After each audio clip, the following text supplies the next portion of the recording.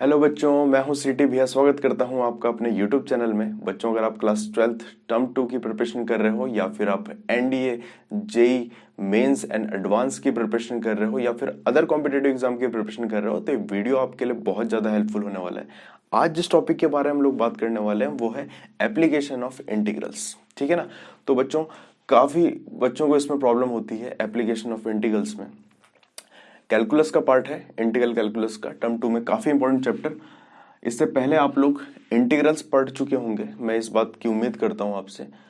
तो हम लोग एप्लीकेशन ऑफ इंटीग्रल्स को करेंगे 2 या 3 वीडियो में। हम इस चैप्टर को कंप्लीट करेंगे। पहली वीडियो होगी इंट्रोडक्शन वीडियो, दूसरी वीडियो और अगर जरूरत पड़ी तो तीसरी वीडियो में हम लोग क्वेश्चन प्रैक्टिस करेंगे। ठीक है। और अगर आपने इन दोनों वीडियोस को पूरी तरह से बड़े ध्यान से देख लिया तो मैं गारंटी के साथ कहता हूं कि आप 100 में से 100 इस चैप्टर में स्कोर कर पाओगे। ठीक है ना। तो इंट्रोडक्शन होगा, लेकिन पूरी डेप्थ में नहीं जाऊंगा क्योंकि टाइम बहुत कम है और आपको सिलेबस बहुत ज्यादा कवर करना है। ठीक है ना। बट इस बात की गारंटी है कि अगर आप इस वीडियो को कंप्लीट देखोगे, लास्ट तक देखोगे, तो आप बहुत अच्छा स्कोर कर पाओगे। ठीक है।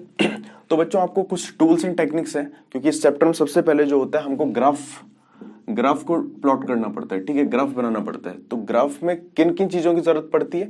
सबसे पहले तो आपको बच्चों थोड़ा सा नॉलेज होना चाहिए इक्वेशन ऑफ स्ट्रेट लाइन का। ठीक है, आपको नॉलेज होना चाहिए इक्वेशन ऑफ स्ट्रेट लाइन का। दूसरा बच्चों, आपको इक्वेशन ऑफ पैराबोला हो गया। ठीक है, पैराबोला हो गया। इक्वेशन ऑफ सर्कल हो गया। ठीक है, इक्वेशन ऑफ एलिप्स हो गया।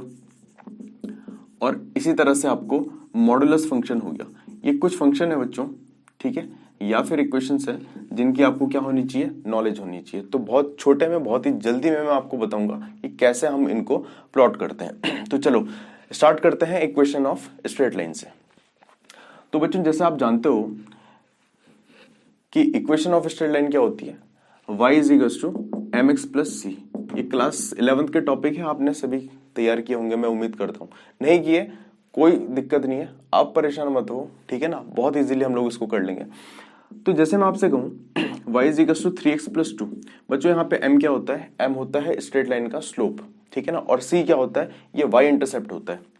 आपको इसमें नहीं जाना है। ठीक है, आप स्लोप से मतलब रखो। स्लोप कितना है इसका? 3 है। तो बच्चों, अगर स्लोप होगा पॉजिटिव, है ना, कुछ बातों को, कुछ टूल्स हैं, टेक्निक्स हैं। अगर स्लोप होगा पॉजिटिव तो लाइन हमेशा यूं जाएगी। ठीक है, और अगर स्लोप होगा नेगेटिव तो लाइन हमेशा यूं जाएगी। इस बात को आप लोग ध्यान रखें। ठीक है, आप देख रहे हो y equal to 3x plus 2 में जो स्लोप है वो पॉजिटिव स्लोप है ना, स्लोप पॉजिटिव है तो लाइन पक्का यूं जाएगी। अगर मैं इसी इक्वेशन को ऐसे लिखता y is equal to minus 3x plus 2 तो लाइन हमेशा यूं में जाएगी। ठीक है ना, क्यों? क्योंकि स्लोप इसका नेगेटिव आ रहा है। अब चलो, अगर मैं इस इक्वेशन को प्लॉट करना चाहूं, अगर मैं इसको ड्रॉ करना चाहूं कि लाइन कैसे बनेगी, तो आप जानते हो सबसे पहले हम लोग क्या काम करेंगे, x की वैल्यू बच्चों हम लोग 0 पुट करेंगे और चेक करेंगे कि y कितना आ रहा है। तो x की वैल्यू 0 पे y की वैल्यू कितनी मिल रही है अपने को? 2 मिल रही है। तो ये 0,2 से पास होगा, तो ये आपका 0,2 हो गया। ठीक है ना। और क्योंकि इसका स्लोप पॉजिटिव है तो आपको पता लग गया लाइन ऐसे कुछ जाने वाली है। ठीक है, अगर आपको ये पता करना है कि ये वाला पॉइंट कौन सा है तो इसके लिए आपको क्या करना पड़ेगा, y की वैल्यू को 0 रखना पड़ेगा। तो अगर आप इस इक्वेशन में y को 0 रखोगे तो x कितना आ जाएगा यहाँ से, है ना। अगर आप y की वैल्यू 0 रखोगे तो x की वैल्यू आ जाएगी माइनस का 2/3। ठीक है, तो ये वाला पॉइंट क्या रहा होगा, माइनस 2/3 0 रहा होगा। तो इसी तरह से बच्चों कोई सी भी इक्वेशन होगी तो स्ट्रेट लाइन की आप बना सकते हो। जैसे मैं कह दूं y is equal to x। ठीक है, बड़ी सिंपल इक्वेशन इसमें आने वाली है इस चैप्टर में। ठीक है, तो आप बहुत आराम से बना सकते हो। जैसे y is equal to x है, आप जानते हो y equal to mx plus c से कंपेयर करो तो m की वैल्यू कितनी आ रही है बच्चों? 1 आ रही है, स्लोप पॉजिटिव है। और अगर मैं x की वैल्यू 0 रखूं तो y कितना आएगा? 0 आएगा। इसका मतलब ये ओरिजिन से पास हो रही होगी 0,0 से। और मैंने आपको बताया था अगर स्लोप पॉजिटिव होगा तो लाइन हमेशा यूं जाएगी। वैसे भी क्लास 9th का अगर बच्चा होगा वो भी इसको इजीली बना पाएगा। ठीक है ना। तो चलो, ये तो हो गई बात इक्वेशन ऑफ स्ट्रेट लाइन की। अब हम बात कर लेते हैं इक्वेशन ऑफ सर्कल की। ठीक है, तो बात करते हैं बच्चों इक्वेशन ऑफ सर्कल की। ठीक है, आप जानते हो कि इक्वेशन ऑफ सर्कल क्या होता है, X square plus Y square equal to R square. ये वो सर्कल है जिसका सेंटर कहां पर है, ओरिजिन में है। इसके जो सेंटर है बच्चों वो कहाँ पर है, ओरिजिन में है। और रेडियस कितनी है इसकी, रेडियस इसकी r है। ठीक है, तो अगर मैं इसको बनाना चाहूं तो r रेडियस का एक सर्कल हम लोग बना देंगे, तो ऐसे हम लोग इसको बना पाएंगे। ठीक है ना। अगर मैं सर्कल का दूसरा इक्वेशन लिख दूं, x माइनस एच का whole square plus Y minus K का whole square equal to R square, ये भी बच्चों सर्कल का इक्वेशन होता है। यहाँ पे सेंटर होंगे h कॉमा के पर, ये इसके सेंटर के कोऑर्डिनेट है, और जो रेडियस होगी वो कितनी होगी, r होगी। ठीक है ना। तो h कॉमा के कहीं पर भी हो सकता है, वो डिपेंड करेगा आपकी इक्वेशन पे। तो h कॉमा के अगर यहाँ पर मैं मान लूं, ठीक है, और r रेडियस का कोई सर्कल होगा तो वो कुछ ऐसे बन रहा होगा। वो क्वेश्चन की डिमांड होगी, जैसे मैं आपसे कह दूं कि x माइनस 3 का whole square plus Y minus 2 का होल स्क्वायर इक्वल टू 4, तो बच्चों आप इजीली इसको इससे कंपेयर करके देख सकते हो कि इसके जो सेंटर रहेंगे h कॉमा के वो कितना आ जाएगा, वो आ जाएगा बच्चों 3 कॉमा 2, और रेडियस कितना आ जाएगा इसका, 2 का स्क्वायर है ना, 2 का स्क्वायर करोगे तो रेडियस कितना आ जाएगा इसका, 2 आ जाएगा। तो ये जो होगा बच्चों, इसका जो सेंटर होगा वो कहां पर होगा, 3,2 पे होगा, और रेडियस कहां पर होगा, रेडियस कितना होगा इसका, 2 आ जाएगा। ठीक है ना। तो 3,2 ये समझ लो आप 1 2 3 है ना, x में आपको 3 चलना है और y में आपको 2 यूनिट चलना है। तो और 2 रेडियस का क्या है, सर्कल है आपके पास, तो ये कुछ ऐसा कुछ बन रहा होगा, है ना। ये जो बन जाएगा वो ऐसा कुछ बनेगा, 3,2 इसका सेंटर हो जाएगा, और 2 रेडियस का यानी कि यहां से यहां तक इसकी क्या हो जाएगी, रेडियस हो जाएगी। तो ये था बच्चों इक्वेशन ऑफ सर्कल। अब बात कर लेते हैं इक्वेशन ऑफ पैराबोला की। तो बात कर लेते हैं बच्चों अब इक्वेशन ऑफ पैराबोला की, इक्वेशन ऑफ पैराबोला। ठीक है, आपको बस एक 4 इक्वेशन होती हैं, आप जानते हो। एक होती है Y square equal to 4ax, एक होती है बच्चों Y square equal to minus 4ax, एक होती है X square equal to 4ay, और एक होती है X square equal to minus 4ay। ठीक है, आपके पास यही आएंगी बेसिक। ठीक है, तो इसकी एक ट्रिक है। आप क्या करो, ठीक है, आप जानते हो कि पैराबोला राइटवर्ड, अपवर्ड, लेफ्टवर्ड और डाउनवर्ड होते हैं। ठीक है, आपको सिर्फ ये चेक करना है कि x की पावर 1 है या y की पावर 1 है। ठीक है, x की पावर 1 है या y की पावर 1 है, x की पावर 1 है, जिसकी पावर भी 1 होगी उसकी तरफ मुंह होगा। जैसे x की पावर 1 है, ठीक है, तो मुंह किस तरफ होगा, x की तरफ होगा, x एक्सिस की तरफ होगा। अगर ये पॉजिटिव है तो पॉजिटिव x की तरफ होगा। ठीक है, अगर यहाँ पे y किसकी पावर 1 है, x की पावर 1 है, और माइनस में चल रहा है, इसका मतलब कैसा होगा, लेफ्टवर्ड पैराबोला होगा। ठीक है बच्चों, इसी हिसाब से इसको देखो, x square equal to 4ay को, ये क्या है, x की पावर 1 है या y की पावर 1 है, y की पावर 1 है। ठीक है ना, और पॉजिटिव है तो इसका मुंह कैसा होगा बच्चों, अपवर्ड होगा। ठीक है ना, और similarly X square equal to minus 4ay, minus है और y की पावर 1 है तो इसका मुंह डाउनवर्ड होगा। तो बस आपको इतनी सी बात जाननी है। तो चलो बच्चों, अब बात कर लेते हैं इक्वेशन ऑफ इलिप्स की। तो इक्वेशन ऑफ इलिप्स आप लोगों ने क्लास 11th में कोनिक सेक्शन में पढ़ा होगा। ठीक है, तो इक्वेशन ऑफ इलिप्स क्या होती है, X square upon A square plus Y square upon B square is equal to 1। ठीक है, ये तो है बच्चों हॉरिजॉन्टल इलिप्स। वर्टिकल इलिप्स का इक्वेशन होता है X square upon B square plus Y square upon A square is equal to 1। ठीक है, अब देखो इस इलिप्स में होता क्या है कि ये होते हैं बच्चों इसके फोकस पॉइंट। ठीक है ना, ये होती है मेजर एक्सिस, बीच में होता है आपका सेंटर से लेके यहां तक की जो डिस्टेंस होती है वो होती है a, यहां तक की डिस्टेंस होती है b। तो ये कोऑर्डिनेट बच्चों हो जाना चाहिए a,0, ये कोऑर्डिनेट हो जाना चाहिए 0,b।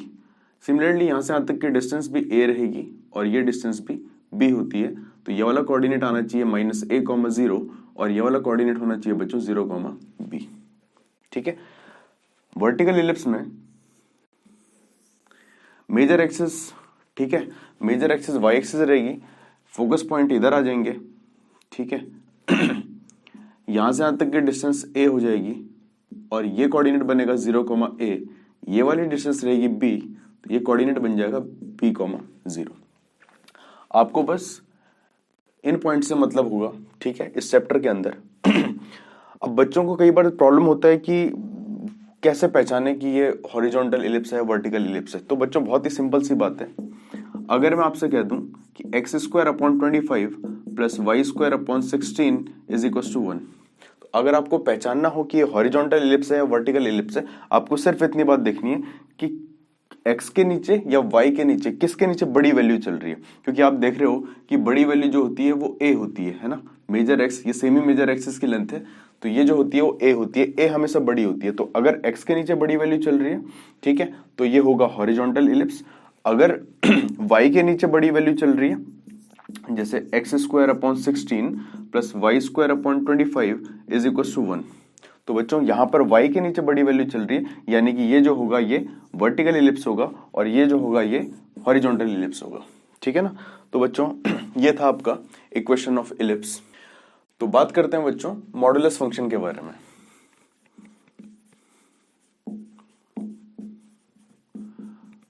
मॉडुलस फंक्शन, ठीक है, तो इसकी डेफिनेशन में हम लोग नहीं जाएंगे, मैं आपको सिर्फ ग्राफ बनाना सिखा रहा हूं कि सपोज करो y is equal to mod x अपना कोई मॉडुलस फंक्शन है, तो बच्चों इसका जो ग्राफ होता है वो कुछ v शेप में बनता है और ये ओरिजिन से होकर जाएगा।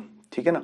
अगर बच्चों मैं आपसे कह दूं कि y is equal to mod x - 1, ये एक मॉडुलस फंक्शन है, तो आपको सिंपल सी इतनी बात करनी है कि जो भी मॉड के अंदर वैल्यू चल रही हो, जो भी वैल्यू मॉड के अंदर चल रही हो उसको इक्वल टू 0 कर दो।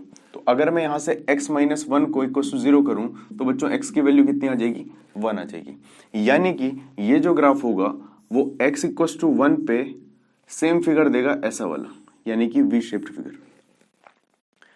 ठीक है, क्लास 11th में आपने ग्राफ पढ़े होंगे। अगर आपको जरूरत पड़ेगी तो मैं एक ग्राफ की अलग से वीडियोस बना दूंगा। ठीक है ना, एक पूरी वीडियो ग्राफ पे बना दूंगा सारी की सारी। ठीक है। अब आ जाओ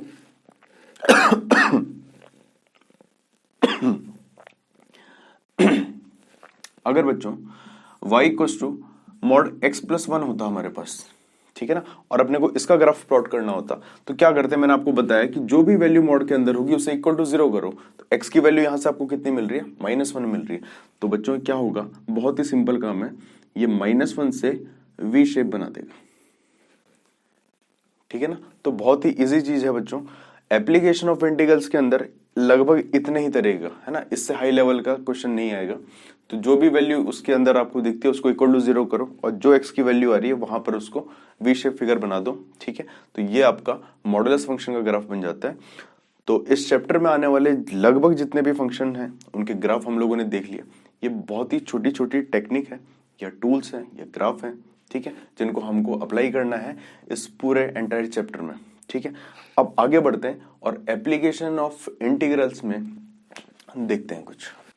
तो चलो बच्चों बात करते हैं area under the simple curves के बारे में। ठीक है, अब बड़े ध्यान से आप लोग देखते रहें, क्योंकि एप्लीकेशन ऑफ इंटीग्रल में आप लोग जो डेफिनेट इंटीग्रल पढ़कर आ रखे हो, तो डेफिनेट इंटीग्रल का जो एप्लीकेशन है वो है बच्चों एरिया अंडर द कर्व्स। ठीक है, तो जो कर्व होता है उस कर्व के अंडर का एरिया हम कैसे फाइंड करते हैं, वो हम फाइंड करते हैं इस चैप्टर की हेल्प से। ठीक है, अब आप ध्यान से देखो, अगर मैं कह दूं कि ये y is equal to fx, ये किसी फंक्शन का कर्व है, ठीक है ना, और मैं कह दूं कि ये x इक्वल टू a और ये जो पॉइंट है वो x इक्वल टू b है। ठीक है, तो मुझे करना क्या है कि x इक्वल टू a से लेके x इक्वल टू b तक इस ये जो y कर्व है, ये जो fx कर्व है, और x एक्सिस तक इससे जो बाउंडेड रीजन है, इसका जो बाउंडेड पार्ट है, उसका अपने को क्या करना है, एरिया निकालना है। उसका क्या करना है बच्चों, अपने को एरिया निकालना है। इसी तरह के क्वेश्चन आपको मिलेंगे। तो इसके लिए सिंपल सी बात है, मैं आपको बता दूं क्या करना होगा आपको। ए से लेके बी तक, ए से लेके बी तक हम लोग क्या करेंगे, ये जो फंक्शन है इसको एक्स के रिस्पेक्ट में इंटीग्रेट कर देंगे और हमारा बच्चों आंसर आ जाएगा। बहुत ही सिंपल है ना। ए से लेके बी तक हमने इस फंक्शन को एफ एक्स को इंटीग्रेट कर दिया एक्स के रिस्पेक्ट में। तो हमेशा ये नहीं होगा कि आपको एक्स एक्सिस के अलोंग ही एरिया निकालने को दिया जाएगा। हो सकता है कई बार आपको एरिया वाई एक्सिस के अलोंग निकालने को कहे। ठीक है, तो सपोज करो कि कुछ ऐसा कुछ कर्व है, ठीक है, क्योंकि ये वाई में है तो इसको मैं X equal to F Y लिख लेता हूं, और ये जो अपना पॉइंट होगा ये वाई इक्वल टू ए है लेट से, और ये वाला जो कर्व पॉइंट है वो वाई इक्वल टू बी है। ठीक है, और मुझे इस पार्ट का एरिया निकालना है। वाई एक्सिस, ठीक है, एक्स वाई एक्सिस हो गई, Y equals to A, Y equals to B, और ये जो curve X equals to F Y है, इसका बाउंडेड रीजन जो बन रहा है उसका एरिया जब मेरे को निकालना होगा तो हम क्या करेंगे उस केस में बच्चों, हम x equals to F Y को, मतलब एफ वाई को y के रिस्पेक्ट में इंटीग्रेट कर देंगे, ठीक है ना। कहां से कहां तक, a से लेके b तक, a से लेके b तक, ठीक है। तो अगर हम इसे यहां से यहां तक इंटीग्रेट कर देंगे तो बच्चों हमारा क्या होगा, इस कर्व के अंडर का एरिया आ जाएगा और यहां पर इस कर्व के अंडर का एरिया आ जाएगा, और यही अपने को इन क्वेश्चंस में करना होता है। एक क्वेश्चन हम लोग बाद में लेंगे, अब इसमें 2 बातें और रह गई हैं और फिर आपका चैप्टर फिनिश हो जाएगा। चलो बच्चों, तो आगे देखते हैं कि और क्या कंडीशन हो सकती है कि आपको किस तरह से क्वेश्चन पूछेगा आपसे, ठीक है। तो सपोज करो कि ऐसा कुछ फंक्शन है, ठीक है, और ये क्या है, y is equals to F X कोई फंक्शन है, ये 3 पॉइंट है, एक x इक्वल्स टू a है, ये वाला point x equals to b है, और ये वाला point x equals to c है। और बच्चों हमें ये वाला, ये जो पार्ट आपको दिख रहा है इसका एरिया अपने को फाइंड करना है, ठीक है। तो अब इसको कैसे फाइंड करें, तो बहुत ही सिंपल सी बात है। सबसे पहले हम x इक्वल्स टू a से लेके x इक्वल्स टू b तक इस कर्व को इंटीग्रेट कर देते हैं, a से लेके b तक एफ एक्स dx फाइंड कर लेते हैं, ठीक है। उससे क्या होगा, मुझे यहां से यहां तक का, इस कर्व के अंडर तक का एरिया मिल जाएगा, ठीक है बच्चों। अब हम क्या करेंगे, आगे बढ़ेंगे और b से लेके c तक, b से लेके c तक, क्योंकि कर्व सेम चल रहा है ना, यही तो कर्व है, तो जो ये y equals to F X curve है, इसी एफ एक्स को अपने को इंटीग्रेट कर देना है। लेकिन आप ध्यान से देखो, एफ एक्स क्या होता है, y की वैल्यू होती है, और y की वैल्यू x एक्सिस से नीचे चल रही है, तो यहां पर y की वैल्यू नेगेटिव आएगी। अगर y की वैल्यू नेगेटिव आ रही है और आप जानते हो एरिया है, तो एरिया को पॉजिटिव बनाना है, उसके लिए हम लोग यहां से क्या कर देंगे, इस वाले पोर्शन पे हम लोग मॉडुलस लगा देंगे, मॉड फंक्शन का यूज करेंगे, ठीक है। तो क्या होगा, अगर नेगेटिव वैल्यू आएगी तो उसको पॉजिटिव बना देगा। तो इतना पार्ट और इतने पार्ट को हमने ऐड करके लिख दिया, यही क्या आ जाएगा, आपका एरिया आ जाएगा। तो मैं उम्मीद करता हूं आपको ये बात समझ में आई हो। एक और बात देख लेते हैं। तो बच्चों अब बात करते हैं एरिया बिटवीन 2 कर्व्स के बारे में, ठीक है, और ये आपका लास्ट टॉपिक है। अब देखिए, कई बार हो सकता है कि आपको इन 2 कर्व के बीच का एरिया निकालना पड़े, यानी कि ये वाला एरिया फाइंड करना पड़े, ठीक है। तो लेट से ये जो ऊपर वाला कर्व आपको दिख रहा है, इसको मैं y is equals to f1x लिख दूं, और ये जो दूसरा कर्व आपको दिख रहा है, इसको मैं y is equals to f2x लिख दूं, ठीक है। तो बच्चों 2 अलग अलग कर्व हैं, ठीक है। अब मुझे क्या करना है कि इस वाले पार्ट का एरिया फाइंड करना है। सबसे पहला काम हम लोग ये करेंगे कि इन दोनों कर्व को साइमल्टेनियसली सॉल्व करेंगे। अगर मैं दोनों कर्व को साइमल्टेनियसली सॉल्व करूंगा तो बच्चों मुझे ये 2 पॉइंट निकल कर आएंगे, ठीक है, मुझे 2 पॉइंट मिल जाएंगे।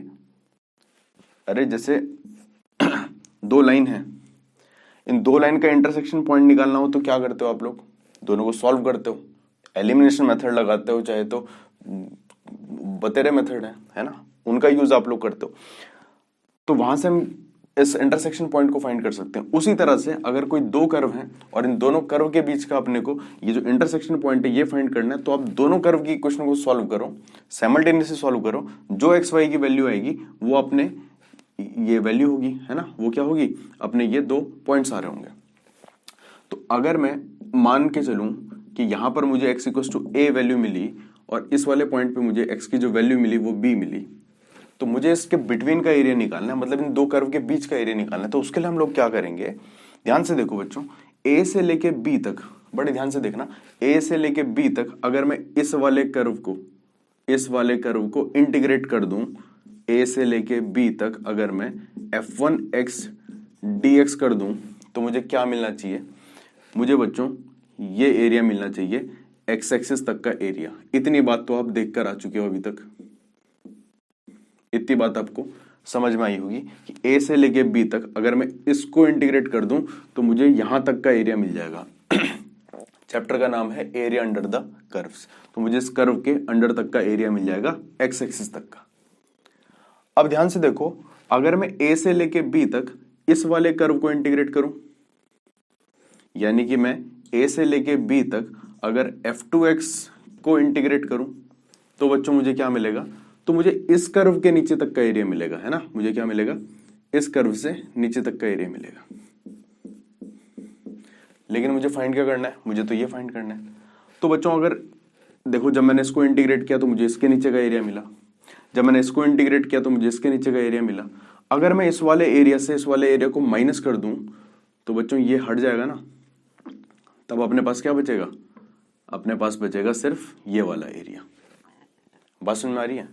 तो ऊपर वाले एरिया, ऊपर वाले कर्व को इंटीग्रेट करो, कहां से कहां तक, ए से लेके बी तक, और नीचे वाले कर्व को इंटीग्रेट करो ए से लेके बी तक, ठीक है। और इस वाले पार्ट से अगर इसको माइनस कर दिया जाएगा तो क्या बचेगा, यही तो बचेगा, एरिया बिटवीन द कर्व, ठीक है ना। तो बच्चों ये था एरिया बिटवीन द कर्व। इससे पहले जो हमने पढ़ा वो था area simple, area under the simple curve. तो ये दो बातें थी, ठीक है। और यहां पर आपका जो चैप्टर है, इंट्रोडक्शन पार्ट है, वो खत्म हो जा रहा है, ठीक है। मैं मान के चल रहा हूं कि इस चैप्टर में अभी तक आपको 30% समझ में आया होगा, 30 to 40% आपको इस वाली वीडियो से समझ में आएगा। बाकी 60 to 70% आपको तब समझ में आएगा जब आप क्वेश्चन प्रैक्टिस करोगे, ठीक है। और क्वेश्चन प्रैक्टिस के लिए वीडियो का आप इंतजार करें, 2 दिन बाद नई वीडियो अपलोड होने वाली है, ठीक है ना। तो वहां पर हम लोग क्वेश्चन प्रैक्टिस करेंगे, तो पूरा जो चैप्टर है वो आपका बहुत आसानी से कवर हो जाएगा, ठीक है। तो दोस्तों अगर आपको ये वीडियो पसंद आई हो तो इस चैनल को सब्सक्राइब करें। अगर आपको लगता है कि आपने आज कुछ सीखा हो तो लाइक करें। अगर आपका कोई डाउट है आज की क्लास से रिलेटेड तो आप कमेंट सेक्शन में लिख सकते हैं, या फिर आप मुझे मेल कर सकते हैं। मेल एड्रेस में आपको लिंक डिस्क्रिप्शन पे दिख जाएगा, ठीक है। तो बच्चों आज के लिए इतना ही, धन्यवाद।